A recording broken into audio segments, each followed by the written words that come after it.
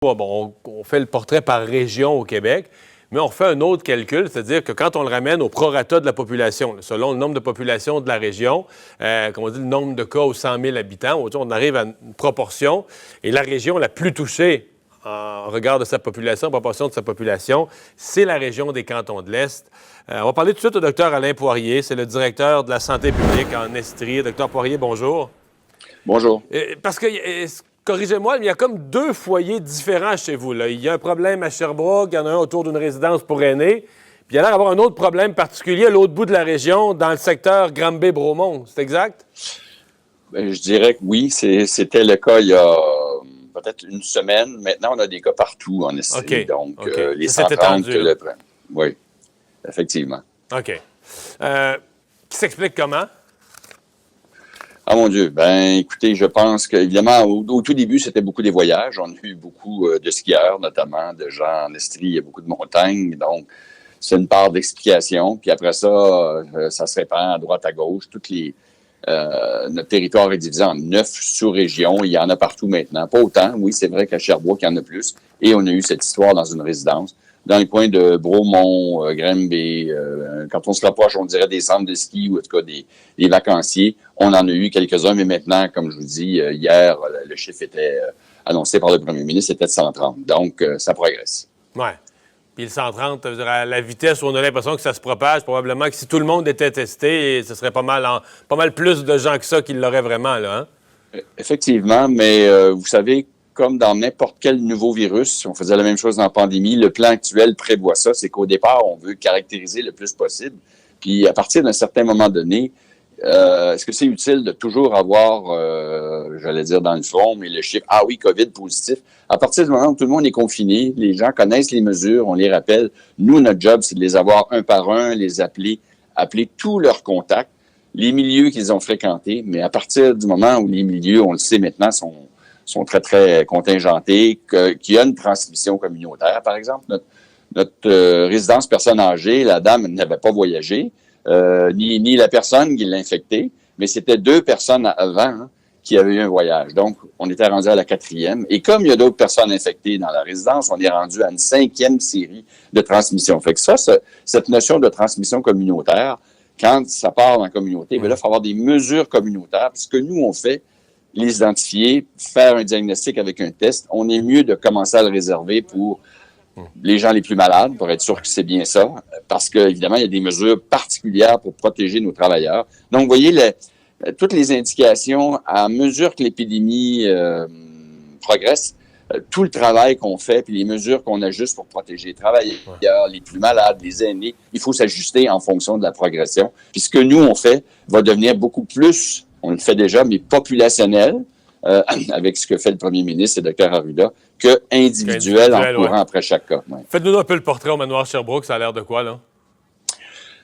Dans la nuit de samedi, en fait, samedi soir, on a su pour une première dame qui était déjà suivie, dans le sens qu'on savait qu'elle était un contact de quelqu'un, c'est l'histoire que je vous ai un peu racontée, et elle avait été hospitalisée la veille, mais confirmée, donc samedi soir, on a envoyé une équipe, mais dans la nuit de samedi, pour prendre des mesures, déjà de prévention, mais dans la nuit, les urgentologues de l'Hôtel-Dieu à Sherbrooke nous ont appelés pour nous dire, oups, là, il y a 2-3 autres patients qui ont été transférés, alors on a voulu intervenir tout de suite dans la nuit pour confiner tous les résidents. On parle il y a plus de 400 appartements dans cette résidence privée.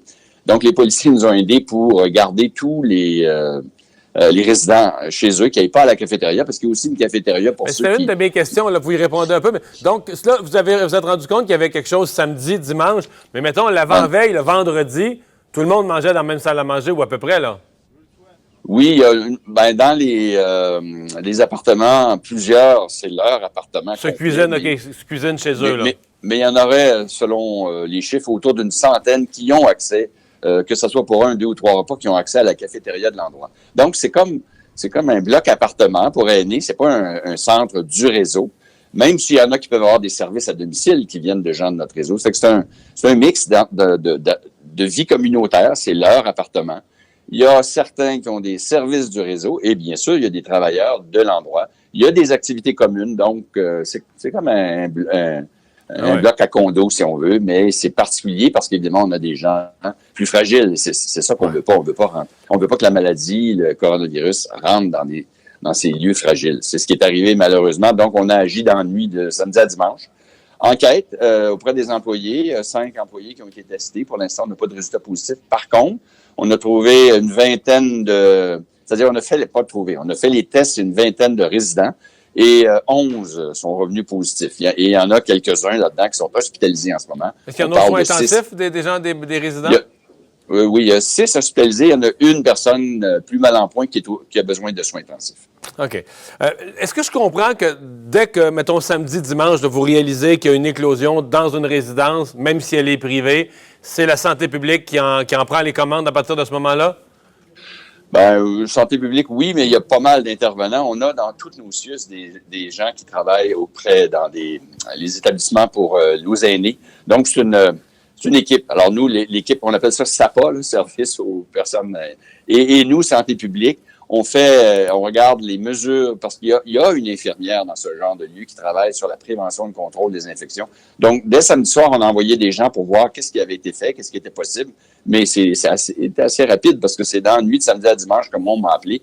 Et puis, comme il n'était pas équipé en pleine nuit avec une réceptionniste pour faire tout ce qu'on voulait faire, on a demandé l'aide de la police pour confiner les gens chez eux et finir les travaux d'enquête, rencontrer tous les employés, bien sûr, l'organisation, dans la journée de dimanche. Et la suite, c'est ce que je vous ai décrit tout à l'heure. Ça fait que ça a été assez vite. Puis malgré notre intervention, quand on a eu la confirmation samedi soir, dans la nuit de samedi à dimanche, il y avait d'autres résidents malades. Le docteur Arruda avait expliqué, on lui avait posé la question, est-ce qu'on pourrait fermer complètement une région, empêcher les déplacements, etc., ou une sous-région. Est-ce que ça se pose chez vous? Parce que c'est dans les cantons de l'Est qu'il y en a le plus. Est-ce que l'hypothèse a circulé de fermer complètement l'accès, entrée et sortie, ou de contrôler, disons, les entrées et sorties pour limiter ce qui est absolument essentiel d'une municipalité ou de toute la région de l'Estrie? Ou est-ce que c'est pas considéré du tout? Non, je pense pas que ça serait avisé non plus. Il y a 4 fois plus de cas à Montréal. Toutes les régions en ont maintenant. J'allais dire, on est peut-être en avance, puis on n'en est pas fiers pour les raisons de voyage, mais il y a une transmission communautaire. Les mesures doivent s'appliquer à tous les Québécois. Est-ce qu'il y a des régions où ça serait possible? Une route unique, un peu comme dans les territoires du Nord-Ouest et Nunavut, ils ont fait des choix puisque l'approvisionnement est juste en avion. Est-ce qu'on a des régions au Québec qui se prêteraient à ce genre de mesures pour les protéger, retarder de plus en plus, parce qu'en plus, les services dans les régions éloignées sont moins bons. Donc, on peut penser dans certaines situations que c'est possible. Mais de façon générale, à la grandeur du Canada, du Québec, il y a des services de santé satisfaisants partout. Le but, c'est pas de dire tout le monde va être malade, on va être soigné. Ça a été bien expliqué, c'est de tout ralentir, de prendre en charge, de le libérer de la place, ça a été fait. Donc, dans les phases d'une préparation à une pandémie, on arrive à un stade où courir après les gens un par un, la question va se poser, est-ce qu'on réussit à le faire, nous? Mais là, il faut, et ça, le gouvernement a déjà pris beaucoup de mesures pour faire de la distanciation, de la fermeture, éloigner les gens les uns des autres. Fait qu'on est là. Alors, votre question, c'est comment fermer l'Estrie? Ou fermer Montréal, parce qu'il y a plus de cas à Montréal, c'est pas facile à imaginer, non. Dr. Poirier, bonne chance dans la gestion de tout ça. Bon courage. Merci de nous avoir parlé.